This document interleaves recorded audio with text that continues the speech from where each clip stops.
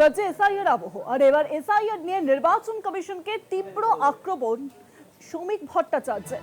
রাজ্যের পরিস্থিতি নিয়ে তোপ রাজ্যপাল সিভি আনন্দ বোসকে। জ্ঞানেশ কুমার রাজ্যে আসুন, জেলায় জেলায় ঘুরুন। রাজ্যপাল রাজভবন থেকে বেরিয়ে পথে নেমে মানুষের সঙ্গে কথা বলুন। বিজেপির রাজ্য সভাপতি শ্রমিক ভট্টাচার্য কি বলেছেন আজ সাংবাদিক বৈঠক থেকে এসআইআর ইস্যুকে সামনে রেখে, শুনুন। আমার এখানে আমরা কোনো কথা তৃণমূল সম্পর্কে বলতে চাই না। আমাদের বক্তব্য ইসির কাছে। জ্ঞানেশ কুমার দিল্লিতে বসে থাকলে হবে না, তিনি কলকাতায় আসুন, মুর্শিদাবাদে যান, দক্ষিণ 24 পরগনায় যান, বীরভূমে যান, কলকাতার রাজপথে হাঁটুন, এখানকার সুশীল সমাজের সঙ্গে কথা বলুন, সাধারণ মানুষের সঙ্গে কথা বলুন, মেট্রো রেলে একবার উঠে ঘুরুন। মানুষ কি বলছে, মানুষের কি দাবি, মানুষের কি কণ্ঠস্বর, সেটা শুনতে হবে। আর রাজ্যপালকে শুধু রাজভবনে বসে থাকলে চলবে না। আমি জানি তার শারীরিকভাবে তার একটু সমস্যা হয়েছিল, এখন তিনি সম্পূর্ণ সুস্থ। তিনি যান, সংবিধানের তো রক্ষাকর্তা তিনি কাস্টোডিয়ান, তার নামে রাজ্য সরকার পরিচালিত হয়। তিনি একটু মুর্শিদাবাদ যান, তিনি গোয়ালপোখার যান, তিনি দক্ষিণ 24 পরগনা, উত্তর 24 পরগনার বিভিন্ন জায়গায় যান, বিএলওদের সঙ্গে কথা বলুন, সাধারণ মানুষের সঙ্গে কথা বলুন, যারা কোনো রাজনৈতিক দলের পতাকা নিয়ে রাজনীতি করেন না, সরাসরি ময়দানে নেই, নির্বাচনে ভোট দেন বা ভোট দেওয়াটা তার অধিকার বলে, তার দায়িত্ব বলে মনে করেন, সেই মানুষের সঙ্গে রাজ্যপাল কথা বলুন। রাজভবন থেকে বেরিয়ে আসুন। পশ্চিমবঙ্গে এখন সাংবিধানিক সংকট নয়, সাংবিধানিক ব্যবস্থাটা ভেঙে গেছে। আর সাংবিধানিক ব্যবস্থা যখন ভেঙে যায়, যখন সুপ্রিম কোর্টও বলছে এখানে সংবিধান এখন প্রশ্ন চিহ্নের মুখে, যে ভাষায় কালকে সুপ্রিম কোর্ট পুরো পরিস্থিতিকে ব্যাখ্যা করেছে, তারপরে রাজ্যপাল রাজভবনের মধ্যে তাকে আবদ্ধ থাকলে চলবে না, তাকে বেরোতে হবে রাস্তায়। আপনারা শুনলেন বিজেপির রাজ্য সভাপতি শ্রমিক ভট্টাচার্য। তিনি কি বলেছেন আজ সাংবাদিক বৈঠক থেকে। রাজ্যে চলছে এসআইআর প্রক্রিয়া, ভোটার তালিকার নিবিড় সংশোধনী প্রক্রিয়া ইতিমধ্যেই শুরু হয়েছে। খসড়া ভোটার তালিকা প্রকাশের পর শুনানি পর্ব এবং বহু মানুষকে কিন্তু শুনানিতে ডাকা হচ্ছে এসআইআর প্রক্রিয়াতে। তৃণমূল সাংসদ থেকে শুরু করে বহু মানুষ, বিশিষ্ট ব্যক্তিজন, সকলকেই ডাকা হচ্ছে শুনানিতে। এবং নির্বাচন কমিশন যে স্পষ্ট নির্দেশ দিয়েছিল যে যারা বয়স্ক তাদেরকে কিন্তু বাড়ি গিয়ে করতে হবে তাদের শুনানি প্রক্রিয়া, কিন্তু সেই ছবি কার্যত দেখা যাচ্ছে না। বিএলও মৃত্যু থেকে শুরু করে সাধারণ মানুষের মৃত্যু, সেই ছবি উঠে আসছে। আর এবার এসআইআর নিয়ে নির্বাচন কমিশনকে তীব্র আক্রমণ শ্রমিক ভট্টাচার্যের। রাজ্যের পরিস্থিতি নিয়ে তোপ রাজ্যপালকে। জ্ঞানেশ কুমার রাজ্যে আসুন, জেলায় জেলায় ঘুরুন।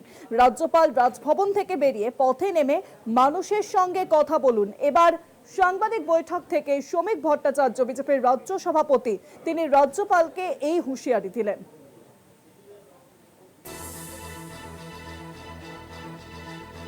ফোনলাইনের সঙ্গে রয়েছেন তৃণমূল নেতা দেবাংশু ভট্টাচার্য। দেবাংশু বাবু, কলকাতা টিভিতে আপনাকে অনেক স্বাগত। এসআইআর নিয়ে নির্বাচন কমিশনকে বা তীব্র আক্রমণ শ্রমিক ভট্টাচার্যের।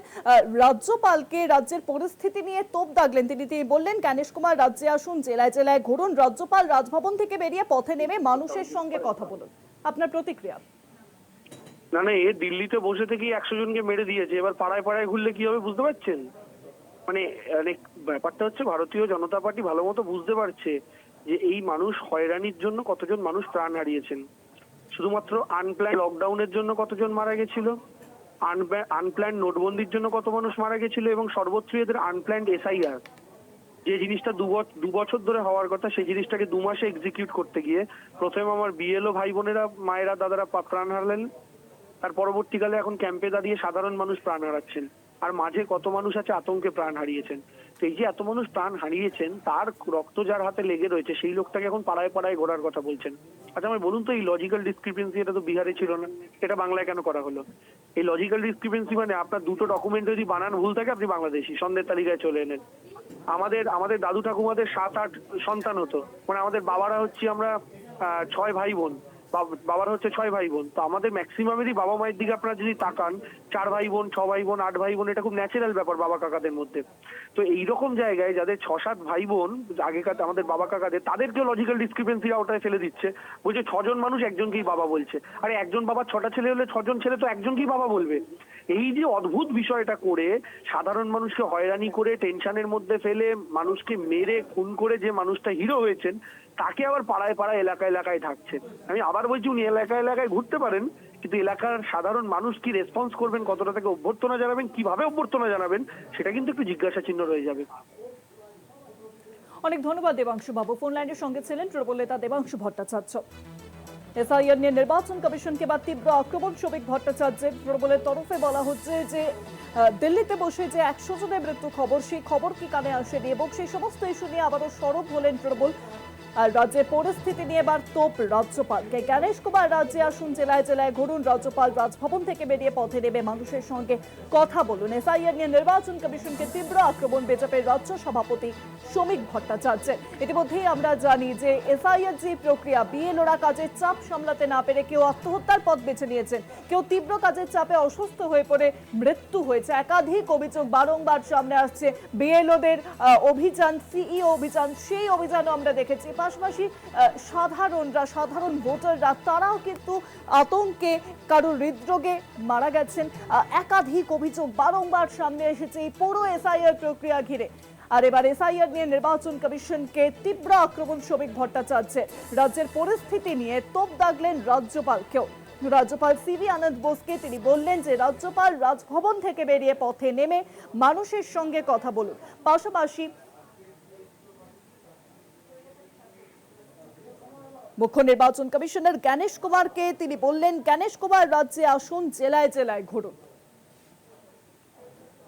এসআইআর নিয়ে নির্বাচন কমিশনকে তীব্র আক্রমণ বিজেপির রাজ্য সভাপতি শ্রমিক ভট্টাচার্যের। আজকের সাংবাদিক বৈঠক থেকেই তিনি একাধিক মন্তব্য করেন।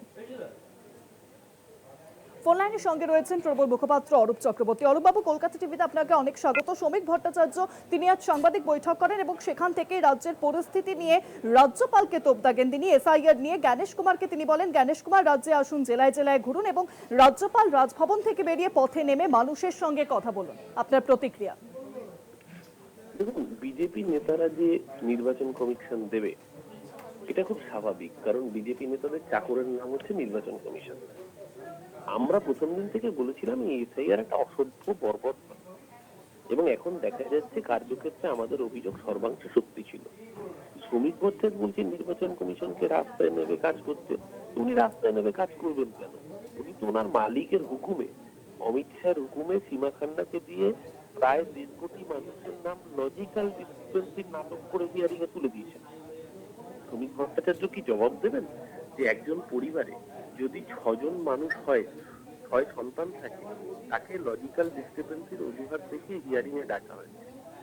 মানে 6 ভাই বোন, প্রচুর পরিবারে 6 ভাই বোন থাকে, তাদেরকে হিয়ারিং এ প্রমাণ করতে হবে যে তারা বাংলাদেশে অনুপ্রবেশকারী নয়। নির্বাচন কমিশনার নরেন্দ্র মোদীকে নোটিশটা ধরাতে পারবে? নরেন্দ্র মোদীরাও 6 ভাই বোন। হিম্মত হবে শ্রমিক ভট্টাচার্যের এই প্রশ্ন করার বা নির্বাচন কমিশনের এই অঙ্গুলি হেলন করবার? আজকে নির্বাচন কমিশনকে যদি লজিক্যাল হিয়ারিং এর জন্য বাংলার মানুষকে লাইনে দাঁড় করাতে হয়, ওনার তো সবার আগে উচিত নরেন্দ্র মোদীর প্রধানমন্ত্রীত্ব পদটাকেই বাতিল করা। কারণ নরেন্দ্র মোদীরও 6 ভাই বোন। যেই অপরাধে কোট আনকোট বাংলার মানুষকে লজিক্যাল ডিসক্রিপেন্সির লাইনে দাঁড় করিয়েছে নির্বাচন কমিশন, সেই একই কারণে নরেন্দ্র মোদীকে সবার আগে প্রধানমন্ত্রীর পদ থেকে সরিয়ে দেওয়া উচিত, অথবা জ্ঞানেশ কুমারকে তার পদ থেকে নরেন্দ্র মোদী সরিয়ে দেওয়া উচিত। কোনোটাই হবে না, পুরোটাই সস্তার নাটকবাজি চলছে। বাংলার মানুষকে নিয়ে ছিনিমিনি খেলার এই অসভ্য প্রসেস পশ্চিমবঙ্গের মানুষ বরদাস্ত করবে না, ঘাড় ধাক্কা দেবে। যেখানে দেখবে এরপর বিজেপি নেতাদের অবস্থা খুব খারাপ হবে। পশ্চিমবাংলার মানুষকে এরকম ছিনিমিনি খেলার পরিণাম 2026-এ বাংলার মানুষ বুঝিয়ে দেবে। অনেক ধন্যবাদ অরূপবাবু। ফোন লাইনের সঙ্গে ছিলেন তৃণমূল মুখপাত্র অরূপ চক্রবর্তী।